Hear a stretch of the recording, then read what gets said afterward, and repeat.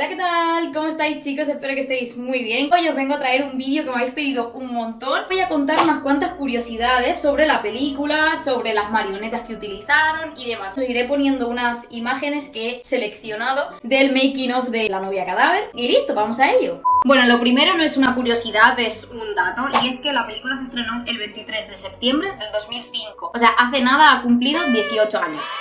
Otro dato es que fue nominada a los premios Oscar a Mejor Película de Animación. El Oscar se lo quitó la película también de animación de stop motion Wallace y Gromit, La maldición de las verduras. La verdad, una película que yo no he visto. Pero hombre, solo por el nombre, La maldición de las verduras. Que La novia cadáver, el argumento, está basado en un cuento, una historia corta, de un cuento ruso que se llamaba El dedo. Y básicamente cuenta una historia bastante similar, lo único es que mucho más creepy, mucho más tétrica y con un final que no es el final amigable y feliz que hizo Tim Burton. Este cuento se lo contó a Tim Burton, el guionista, director, dibujante, etcétera, Joe Ranft, que ha trabajado para Pixar y para Disney y además poniéndole voz a muchos personajes. Pues esta persona le contó el cuento a Tim Burton mientras estaban grabando Pesadillas antes de Navidad, que eran amigos, y le contó este cuento, pero el pobre hombre falleció antes de terminar la grabación de La novia cadáver. Entonces la película de La novia cadáver está dedicada a Joe Ranft. El cuento, que no lo he dicho, es un cuento ruso-judío del siglo XIX.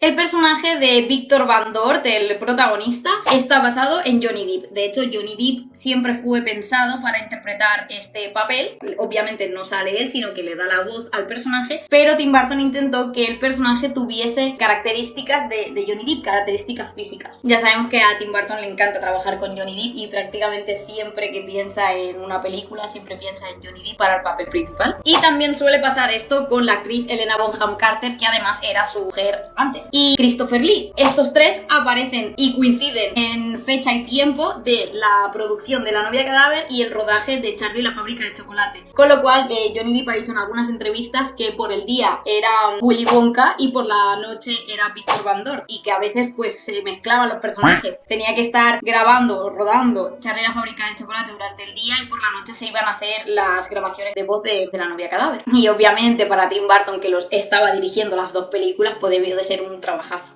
Otro dato curioso es que la técnica que utilizaron para grabar esta película es la técnica del stop motion, que es hacer muchas fotografías en las que después se unen y se ven todos los movimientos de manera fluida, ¿no? Como si fuese el librito este que pasas las páginas rápido y se va viendo los movimientos, pues es algo así pero con fotografías. Y para hacer la película de La novia cadáver necesitaron nada más y nada menos que 109.440 fotografías, en las que solamente para un pestañeo de La novia cadáver de Emily necesitaban entre 25 y 28 fotogramas. La curiosidad posiblemente más top de todas, o al menos para mí, es la elaboración de las marionetas, y es que para hacer las marionetas de la novia, de Emily, todo esto, necesitaron 300 marionetas, de las cuales 14 eran de Emily, 14 eran de Victor y 13 eran de Victoria, es decir, los tres personajes más principales, ¿no? Los tres implicados en la boda. Y bueno, estas marionetas las diseñaron y las ingeniaron Ian McKinnon y Peter Saunders, que son los encargados de hacer las mejores marionetas que hay en las películas de animación. Por ejemplo, han hecho a Pinocho, la última de Guillermo del Toro. Han hecho esta marioneta de la película esta del zorro, no me acuerdo cómo se llama. Han hecho también Mars Attack, la película Frankenweenie. Iré dejando fotos, ya lo estaréis viendo, de todo lo que las marionetas que han hecho. Y la verdad es que hicieron un trabajo de ingeniería, porque así como Pesadillas antes de Navidad está hecha en stop motion, pero las cabezas de las marionetas son intercambiables, de manera que una cabeza tiene una expresión con la boca abierta, otra marioneta tiene una expresión triste, otra cabeza, y le iban cambiando las cabezas para hacer esas expresiones diferentes. Pero en La novia cadáver lo que ingeniaron fue como si fuese el mecanismo de un reloj suizo, y es que en el interior de las cabezas de las marionetas instalaron un sistema de poleas y de engranajes, con los que podían apretar por aquí, apretar por aquí, apretar por aquí, y le iban cambiando, como estirando, ¿no?, de alguna parte de la cara. Por ejemplo, tenían para hacerle sonrisa de un lado, del otro, de los dos, para abrirle la mandíbula hacia abajo, no sé, los ojos. Tenían un montón de engranajes para no tener que estar cambiando la cabeza, sino que simplemente apretaban o aflojaban y le iban cambiando la expresión, dándole así pues una facilidad también a los encargados de hacer estos movimientos, pero también pues generando una mayor naturalidad y más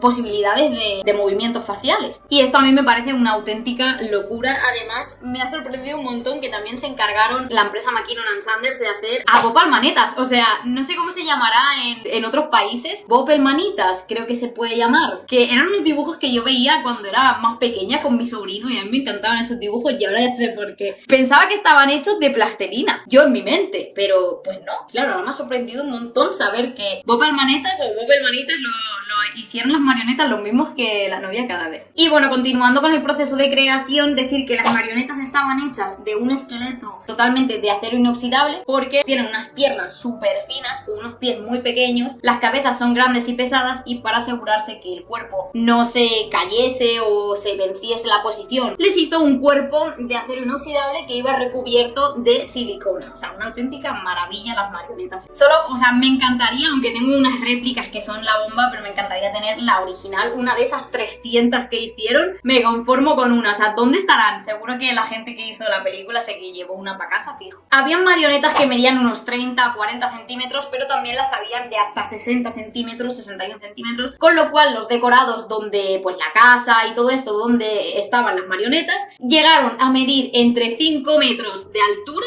y 8 de profundidad. O sea que la gente que se dedicaba a hacerle los movimientos y todo esto prácticamente podían entrar por la puerta tranquilamente. Para hacer estos decorados se basaron en la arquitectura polaca, checa y victoriana sobre todo. También se inspiraron mucho en Gaudí. El set de rodaje donde grabaron La novia cadáver es el mismo donde grabaron Batman y está en Inglaterra. El gusanito que está en la conciencia de Emily está basado en la caricatura que le hicieron a Peter Lorre en los Looney Tunes. Dejo por aquí abajo la imagen y es igualito. Y bueno, para el que se esté preguntando quién es, pues fue un actor que estuvo en activo entre el 1931 y el 1964 de cine y de teatro. Siguiendo con las inspiraciones que tomaron para hacer a los personajes, vamos a hablar del esqueleto bailarín y cantante del grupo Bonnie Jungle, Mr. Bonnie Jungle. Y es que está basado en el bailarín de claqué Bill Robinson, que también se llamaba o se hacía llamar Mr. Boo Jungle. O sea, la diferencia es que el grupo se llama, de La novia cadáver, se llama Mr. Bonnie Jungle, haciendo como un juego de palabras de hueso y jungle, y el de verdad se llamaba Boo Jungle. Entonces este Bill Robinson usaron su manera de bailar, su estilo y demás, el gorrito y todo esto, para inspirarse en ese esqueleto, pero también a la hora de quitarle un ojo se inspiraron en otra persona, Sammy Davis Jr., que también era bailarín y cantante, y es por eso que a la animación del esqueleto le falta un ojo, porque al bailarín tenía un ojo protésico. Otro músico de la banda Mr. Bonnie Jungle que podemos reconocer es al pianista, que está basado en Ray Charles, que además de realizar los mismos movimientos al piano, lleva también sus características gafas de sol. Y ya que estamos con las inspiraciones, si hay alguien que verdaderamente ha inspirado a Tim Burton a hacer esta película en stop motion, es el gran Frederick Harryhausen. Digo el gran, yo no sé ni quién es, pero en todos los lados lo nombran como el gran entendido del stop motion, ¿no? El gran pionero, gran entendido más bien, porque hace un montón de años, también en la época del 30-40, se dedicaba a hacer películas en stop motion. Él era especialista en efectos y demás, no es que fuese director como tal, sino que estaba más bien con los efectos especiales y demás. También era productor cinematográfico y entre sus películas destacan Los viajes de Gulliver, Argonautas, Sinbad y la princesa. De hecho, entre sus trabajos más notables, como El gran gorila en el 1949, que fue ganadora de un Oscar por precisamente esto, por los efectos especiales. Pues bueno, volviendo a la inspiración que tuvo Tim Burton, quiso hacerle su pequeño homenaje poniendo la marca del piano Harryhausen en una escena en la que Víctor está tocando el piano. Se ve la marca Harryhausen, que no es que sea una marca de piano, sino que ahí va su tributo. Otra curiosidad es que Danny Elfman se ocupó de componer todas las canciones que hay en la película, pero incluso se ocupó de cantar una que es justamente la que cantan los esqueletos de Mr. Bonnie Jungle. Se encargó de cantar ese tema porque, aunque hicieron el casting de 25-27 personas, porque el que se iba a encargar de cantar tuvo problemas de garganta, así que hicieron el casting como entre 25 y 28 personas para ver quién podía cantar esa canción, y al final Tim Burton le pidió al propio Elfman si la podía cantar él. Y él cuenta que cantó esa canción con una voz un poco ronca y que siempre se quedaba afónico. De hecho, aparte de cantarla, tuvo que doblarle la voz durante la película, ¿no?, a ese personaje. La escena del duelo final, justo cuando el villano bebe de la copa envenenada, está basada directamente en Hamlet de Shakespeare. Otra curiosidad, que bueno, más que una curiosidad es un dato bonito, es que al principio de la película Víctor libera una mariposa de color azul que tiene